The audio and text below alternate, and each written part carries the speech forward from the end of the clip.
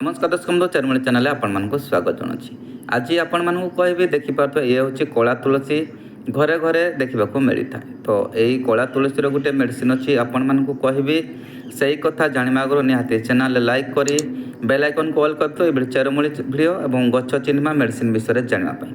तो चलतु जाना यही तुलसी गचर गोटे मेडिसिन अच्छी आपण मानक कहि आपण मानकर जब दरकार हो आपण मैंने घरे बसी यूज करें।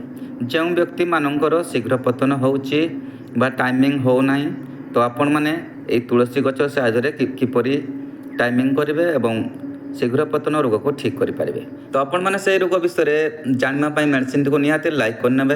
तो आपण मैंने जब भी आपण मैंने मेडिकल जाउछंती मेडिकल उस खाई खाई आपण मैंने थकी गले। बहुत लोकंर काम करनी मेडिकल मेडिसिन तो आयुर्वेदिक मेडिसिन बहुत काम करता है। तो आपण मैंने मेडिसिन जदि खाई खाई थकी सारे आपंकर टाइमिंग बा शीघ्र पतन रोग ठीक होना आपण मैंने से टाइम या यूज करें। तो आपण मैंने देखिपे ये हूँ कला तुलसी।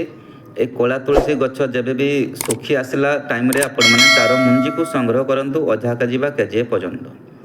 तो आपण मैंने से मुंजी को मस्टी देले मुंजी बाहर आपण मैंने से मुंजी को अधा केजी संग्रह करूँ ताको घरे रखि था।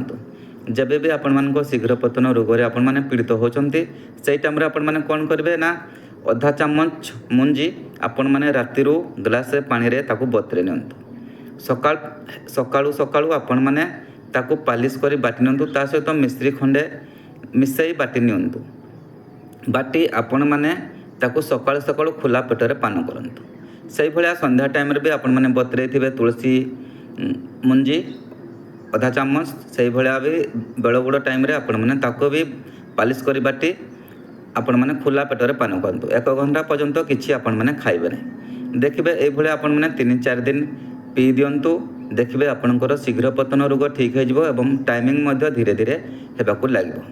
तो आपण मैंने ए प्रयोग को देखिकी करिवे।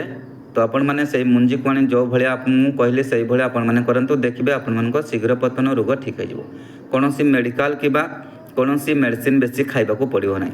तो आपण में ए प्रयोग करंतु निश्चय शीघ्र पतन रोग आपण मैंने ठीक हो। तो आज विदाय दिंतु। नमस्कार, जय जगन्नाथ।